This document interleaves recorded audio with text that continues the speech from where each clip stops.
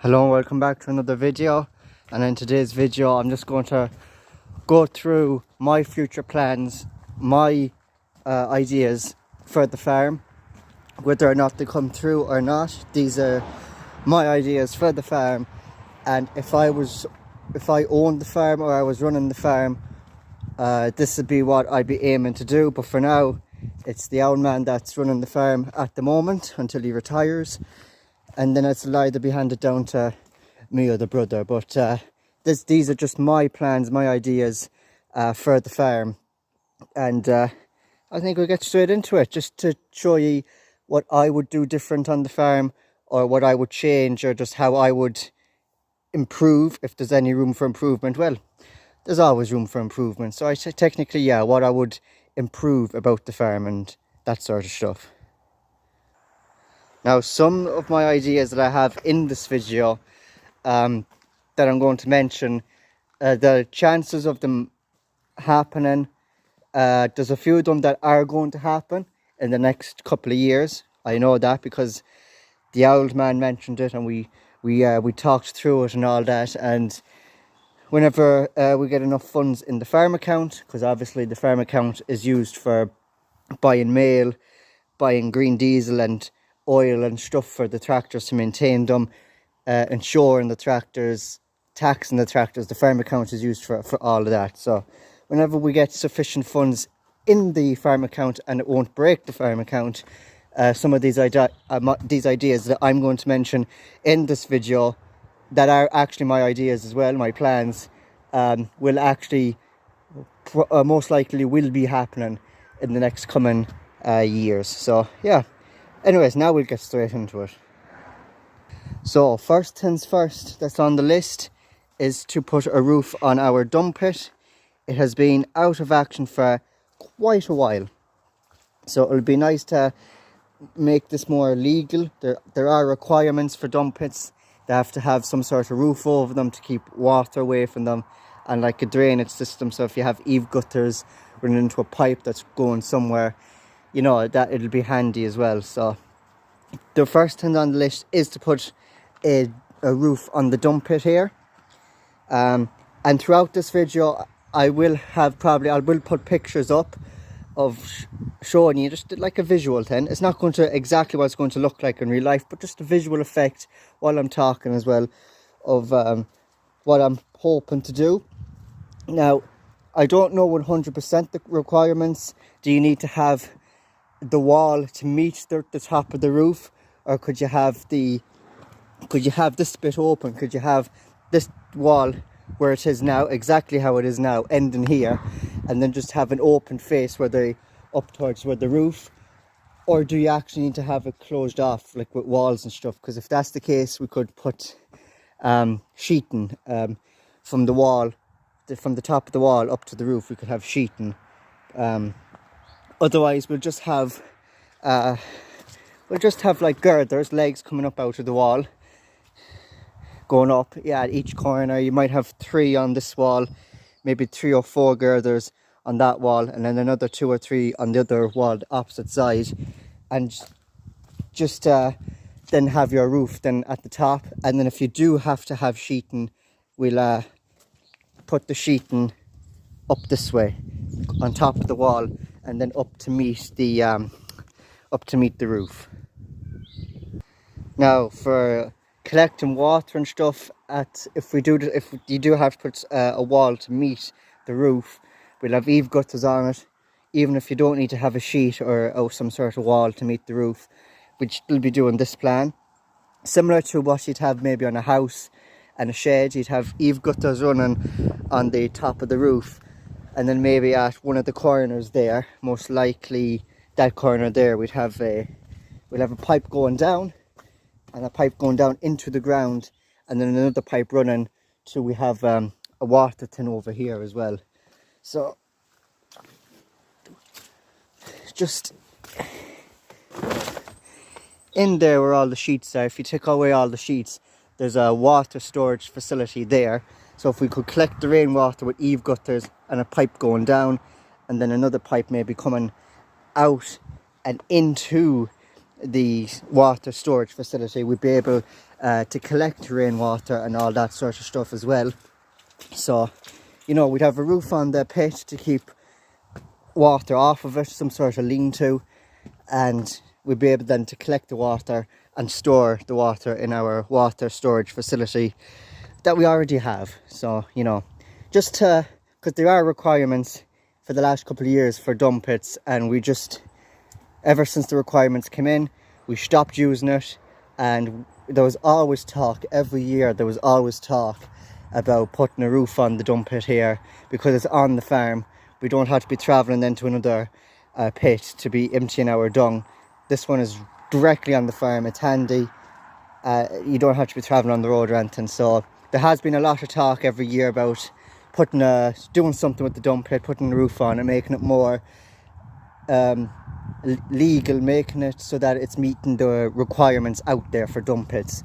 So that's basically the first thing on the list, and the chances of this getting done is, there's a very good chance of it getting done, because like there's not a lot to it. It's just some steel girders, a roof, and then if you needed it, some sort of wall sheeting, like what you see on that shed there, or that shed there, or that shed there, just sheeting to come down to the wall. So yeah, that's the first thing checked off the list, is to make the dump pit meet the requirements, put a roof on it, and have a way that it can collect any rainwater.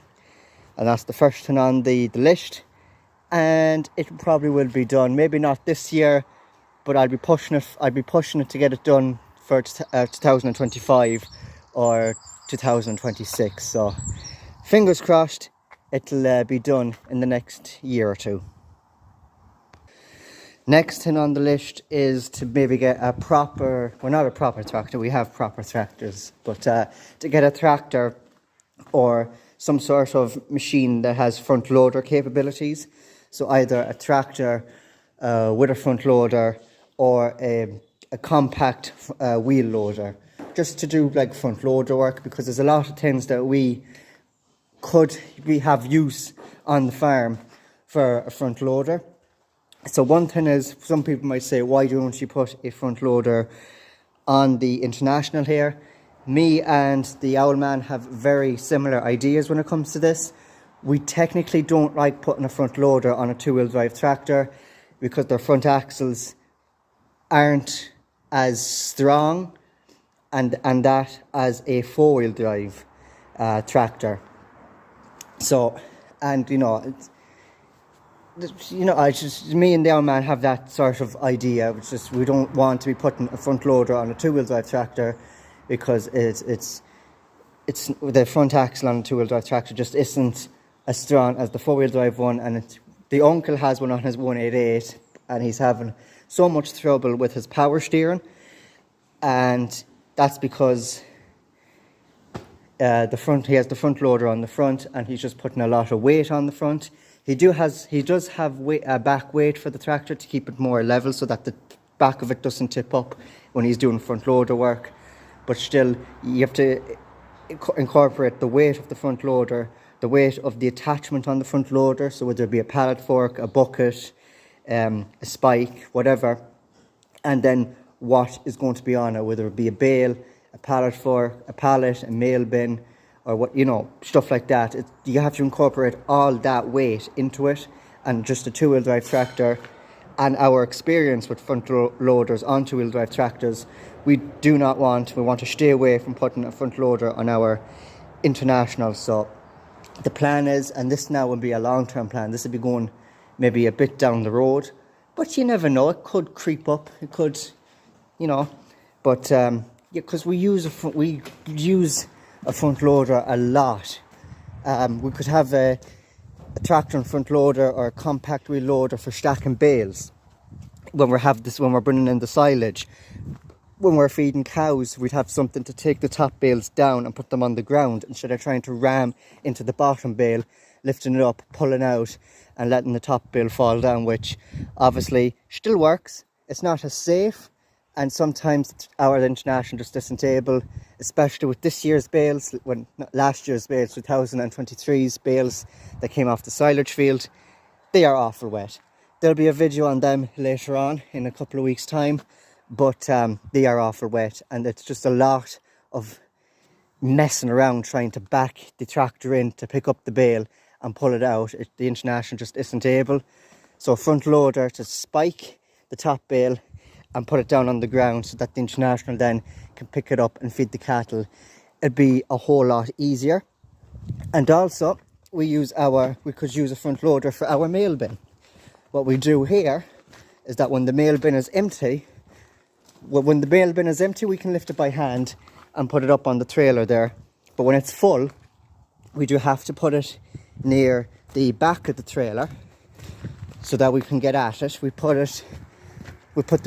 it's full, we tell your man to put the mail bin full of mail on the back of the trailer, and then we'd pull the trailer down here. We'd pull the trailer down here in this little dip, and we'd use our bale handler and International to back into it and pick it up. But it's not as handy. A front loader would be extremely handy for that.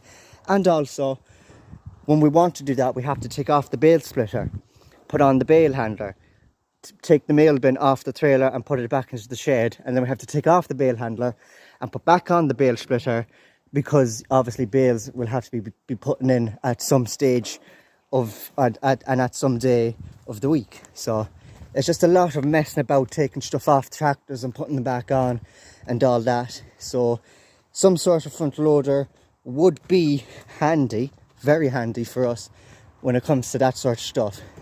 And we use front loaders for a lot of other things as well, if we wanted to lift something up or whatnot. So yeah, front loader, very, very handy for us. So what would I go for?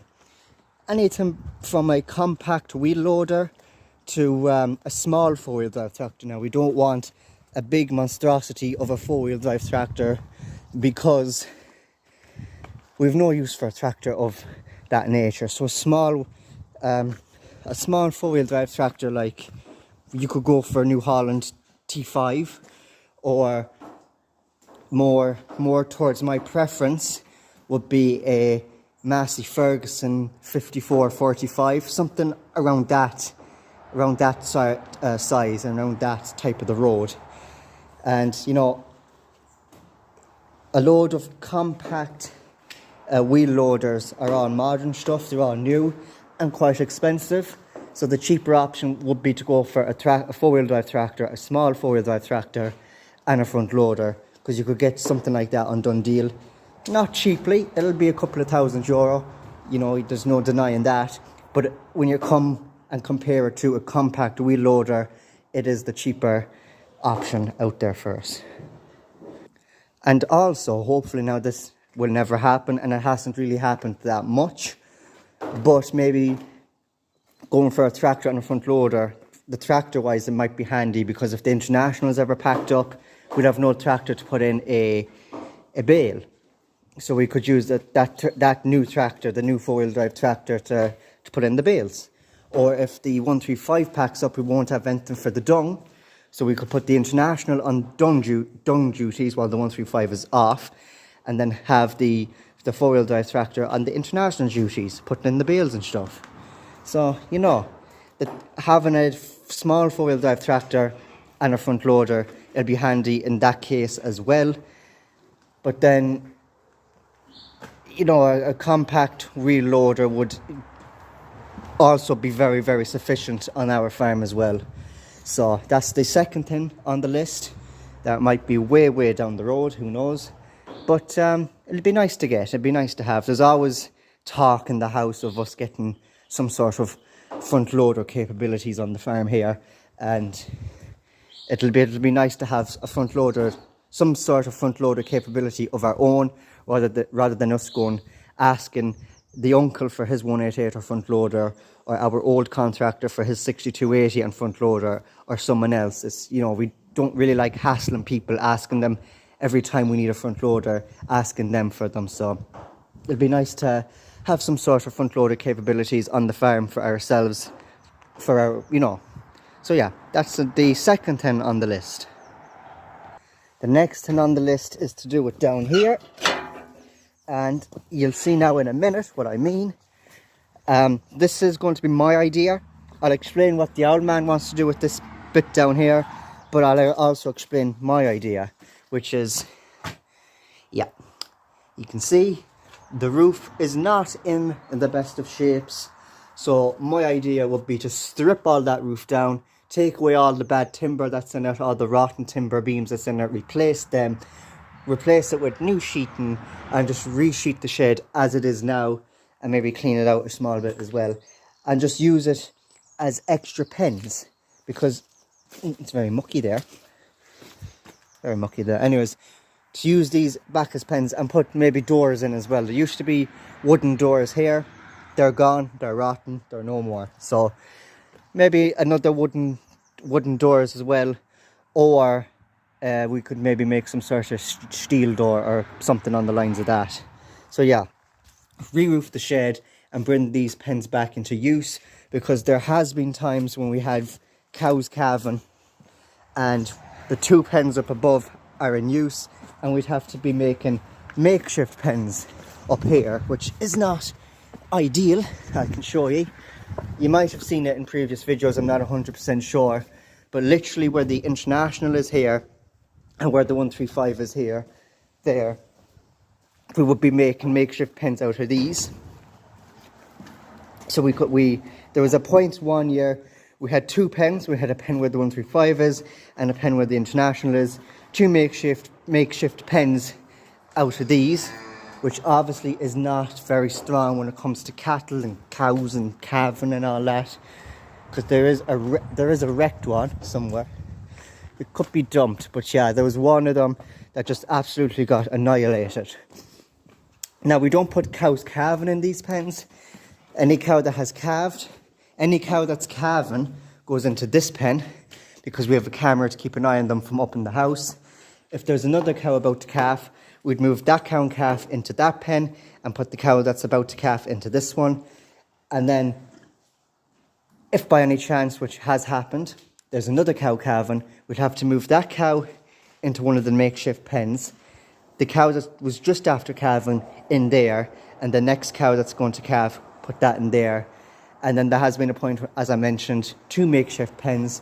So we had to move, you know, just a lot of headache and a lot of messing about. So instead of making makeshift pens, the sheds down below, re-roof them, bring them back to their glory days.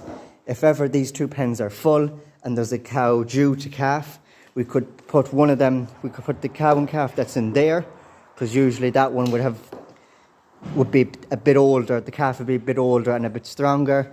We could put them down in one of the 2 sheds below, and we can put whatever cow and calf that's in this pen into that pen, and then the new cow that's going to calf, put them into this pen, so we can keep an eye on them on the camera from up in the house.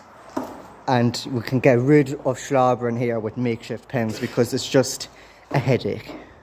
And also, these are dry bed sheds.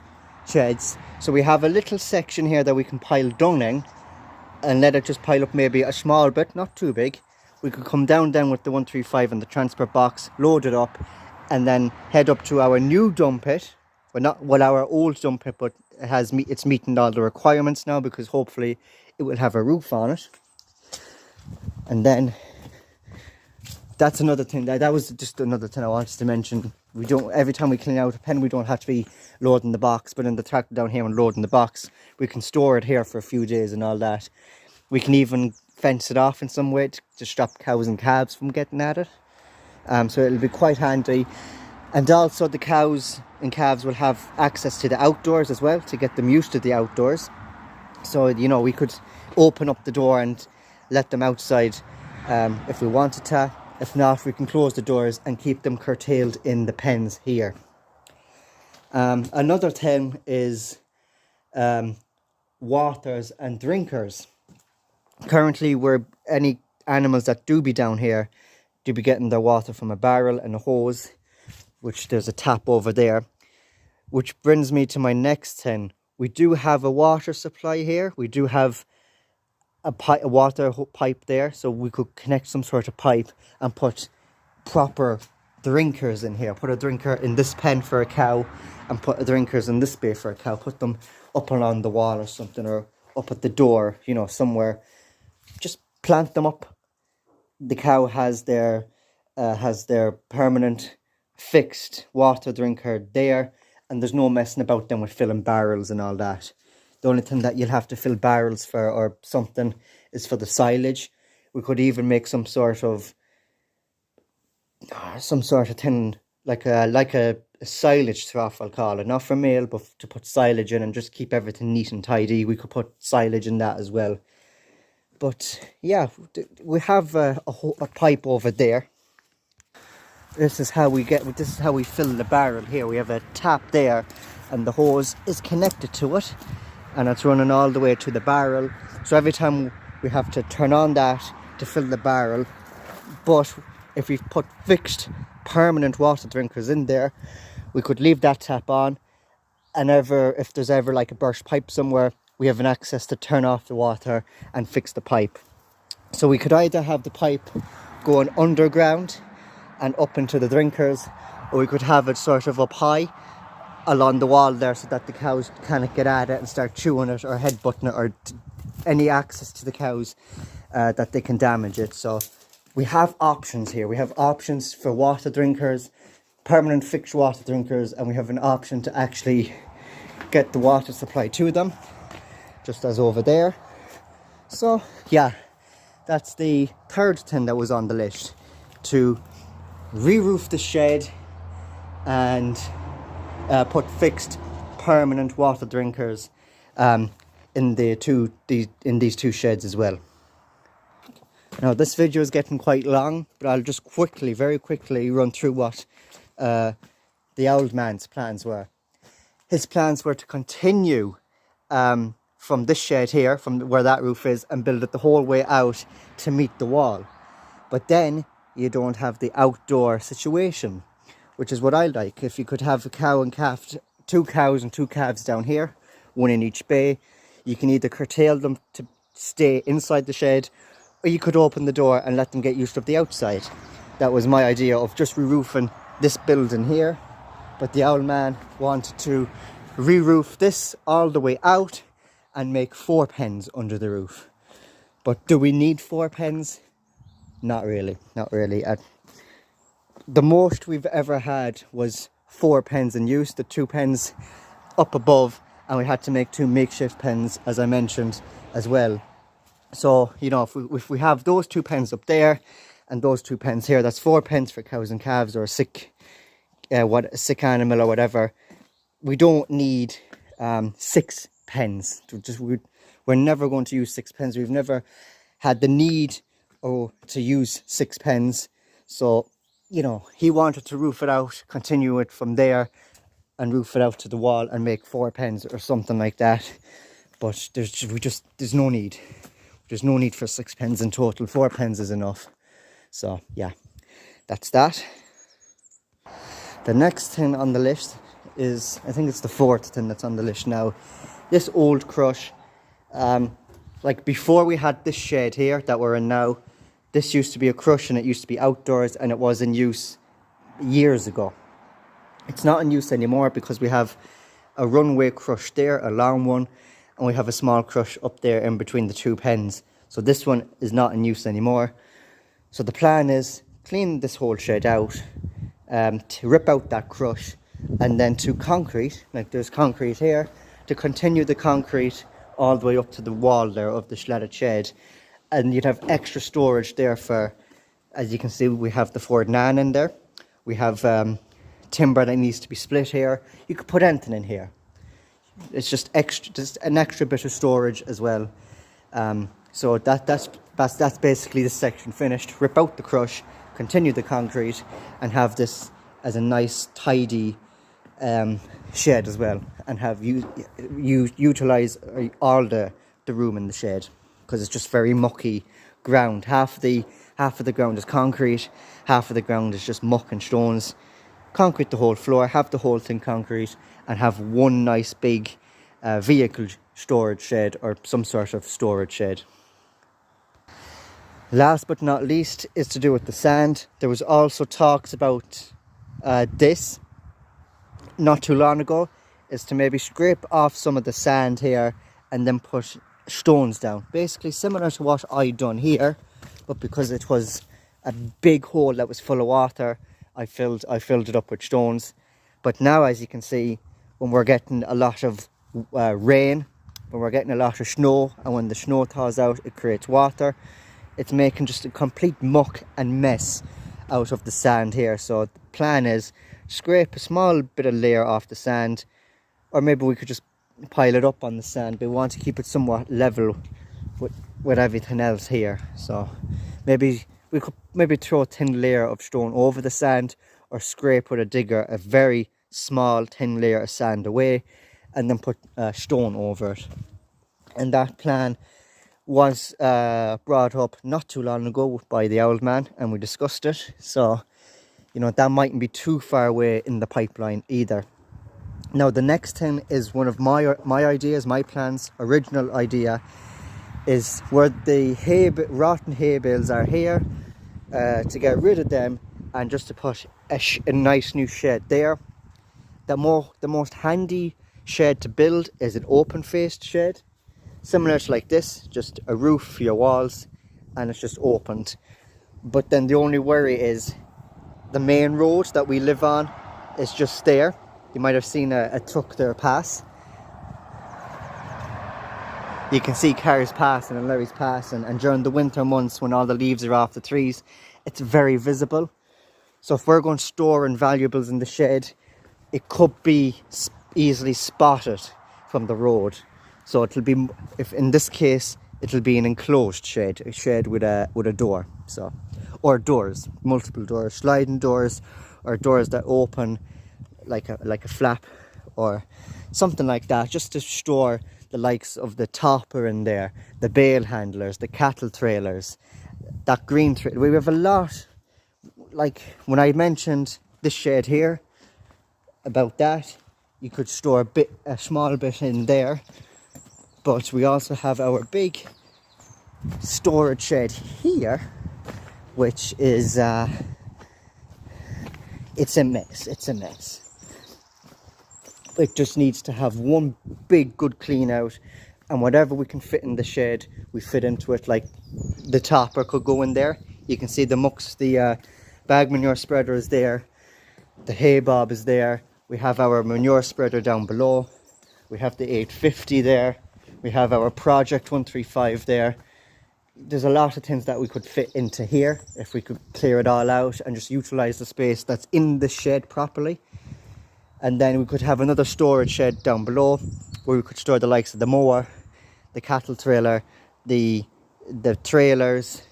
We could even put the transport box, the power box into the shed, and that trailer into shed. Because in an ideal world, you don't want any machinery or farm things left outside just to rot away. Especially the likes of the power box here. It's made out of steel. It's very open to weather and rain and stuff, and it's just rusting away. So if you could have that put into a shed, tucked away, it's just handy.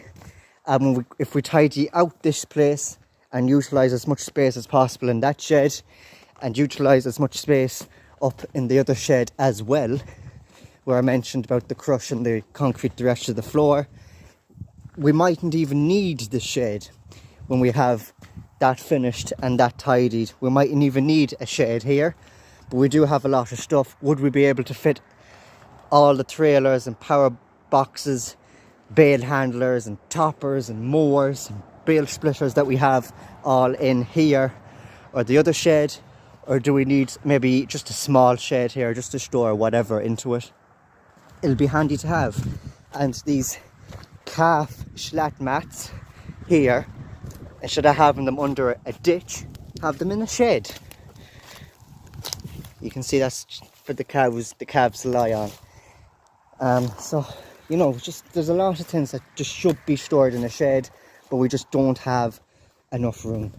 So maybe just a small shed there, just to fit a couple of bits and bobs into it, and keep it tidy. Don't be throwing stuff into it and let it get messy like the shed here or the fire shed down below, which is what everyone does say. and then yet again they start throwing stuff into it, and then it gets messy. But anyways, that is going to be the end of today's video. Hopefully you liked my plans. If you have any suggestions to tweak my ideas or plans, please leave them down in the comments, and what you think of my plans, also leave them down in the comments. Don't forget to like this video and subscribe to the channel. Check out my merch, it'll be linked down below, and I'll see you in my next video very soon. Take care.